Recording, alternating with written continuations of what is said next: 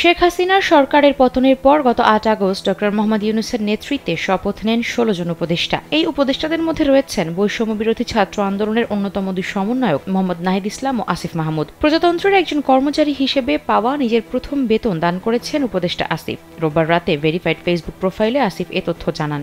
Bank account থেকে ত্রাণ তহবিলের অ্যাকাউন্টে ১,৫,০০০ টাকা স্থানান্তর সংক্রান্ত মোবাইল মেসেজের একটি স্ক্রিনশট নিজের ফেসবুকে শেয়ার করেন তিনি। বন্যা পরিস্থিতি মোকাবেলায় দেশের মানুষের অংশগ্রহণের প্রশংসা করে তিনি লেখেন, ফেনী অঞ্চলে বন্যা মোকাবেলায় দেশের সবাই যেভাবে সাড়া দিয়েছে তা অভূতপূর্ব। বর্তমানে শেরপুর, নেত্রকোনা, ময়মনসিংহের বন্যা মোকাবেলায় কাজ চলমান রয়েছে। দেশের অর্থনৈতিক এই ভঙ্গুর অবস্থায় এমন উপর্যুপরি বন্যা সবার জন্য একটি কঠিন পরীক্ষা বলে উল্লেখ করেন তিনি।